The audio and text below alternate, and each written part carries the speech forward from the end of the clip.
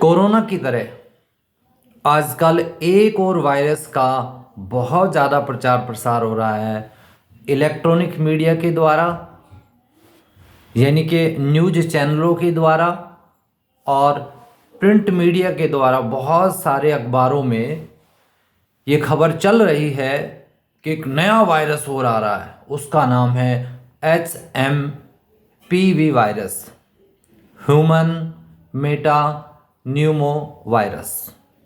और ये वायरस कह रहे हैं कि चाइना में तो लोगों का बहुत बुरा हाल है, इस वायरस से लोग मर रहे हैं। और भारत में भी सभी जिले के जो CMO है उनको अलर्ट कर दिया है। ये जो 90% जो करप्ट मीडिया है, इन्होंने कोरोना काल में भी लोगों को भयभीत करके हजारों लाखों लोगों को, जब वो कोरोना से डर गए, एक ऐसा वातावरण बना दिया। मोबाइल में देखे तो कोरोना वायरस से वहां लोग मर रहे हैं, न्यूज़पेपर पढ़े तो उसमें मरने की खबर, टीवी को देखे उसमें मरने की खबर, तो लोग भयभीत हो गए, डर गए। जबकि चाइना में जो HMP वायरस है वहां पर सब कुछ नॉर्मल है। चाइना के हर एक स्टेट के अंदर मेरे कई गुरु भाई ऐसे हैं जो चाइना में योग करवा रहे हैं, और वो वहां की बिल्कुल हूबहू बिल्कुल वीडियो रिकॉर्डिंग उनके पास में लाइव बिल्कुल दिखा रहे हैं कि देखो सब कुछ नॉर्मल है। यहाँ पर रेलवे स्टेशनों में नॉर्मल है, वहां पर हॉस्पिटलों में भी लाइन नहीं लगी हुई है। लेकिन हमारे यहाँ की करप्ट मीडिया देखो, हमारे यहाँ का जो प्रशासन है, मोदी जी है, योगी जी अच्छे आदमी हैं, लेकिन ये जो ड्रग्स माफिया हैं, ये जो 90% करप्ट मीडिया वाले हैं, ये तुमको फिर डरा रहे हैं। जबकि कोरोना वायरस और HMP वायरस ऐसे हजारों प्रकार के वायरस ये वातावरण में होते हैं। इसको दुनिया की कोई ताकत, कोई साइंटिस्ट इनको खत्म नहीं कर सकता। ये वातावरण के अनुसार कम ज्यादा होते रहते हैं।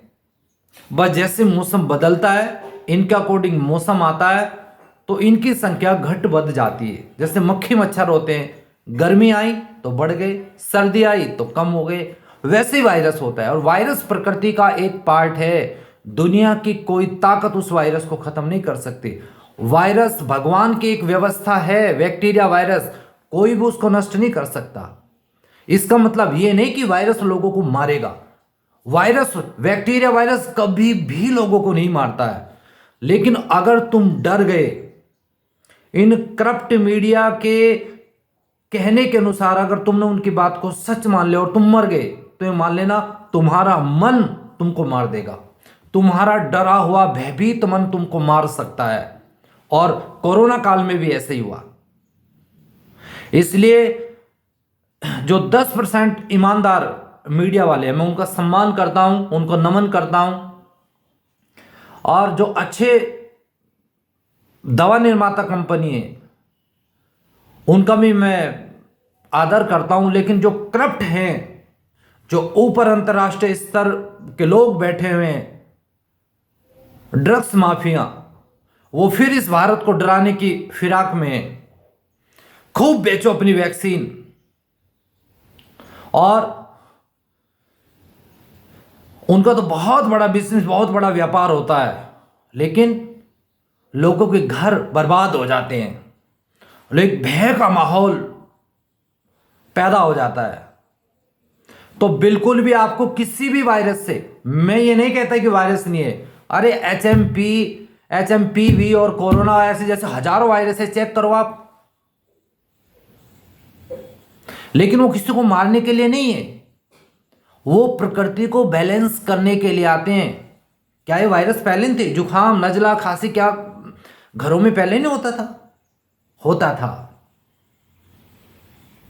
और लोग ठीक भी हो जाते थे।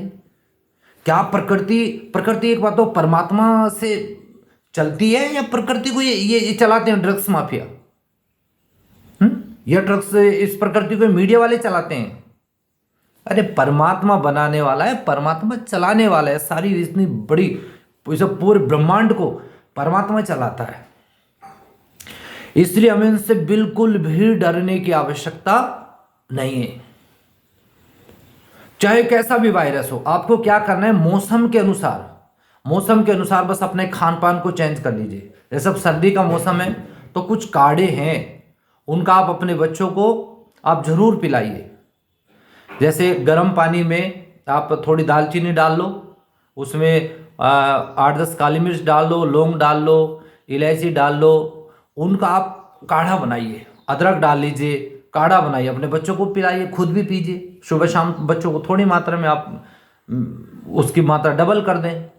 और खट्टी और ठंडी चीज़ों से बचे। रात के समय शादी पार्टी इत्यादि में जो जाते हैं, फास्ट फूड इत्यादि चीज़ें खाते हैं, विरुद्ध आहार खाते हैं, उनसे बचो और गर्म पानी आप पीजिए। आप देखेंगे कोई भी वायरस तो जाता है सांस के द्वारा, कौन कहते भीतर भी जाएगा, हाँ, लेकिन वायरस आपका कुछ नहीं बिगाड़ पाएगा। लेकिन अगर आपको कफ हो गई, आपको खांसी हो गई है ना, आपको बुखार हो गया, तो वो वायरस क्या होता है, वो जो बलगम होता है, जो कफ होता है, वो वायरस का भोजन होता है। तो वो मल्टीप्लाई होकर के बढ़ते हैं। तो आपको डरने की बिल्कुल भी आवश्यकता नहीं है। और अगर आपको अपने भय को खत्म करना है तो आप 15 मिनट सुबह और 15 मिनट शाम ओम का जाप कीजिए। ओम का जाप करने से आपके ब्रेन के अंदर इतना वाइब्रेशन होता है, इतने पॉजिटिव विचार्स आते हैं, एंडोर्फिन, सेरोटोनिन और आपका विभिन्न प्रकार के जो पॉजिटिव हार्मोन्स होते हैं उनका सिक्रेशन होता है, और negative hormones protein, cortisol, ACTH, उनका सिक्रेशन बंद हो जाता है।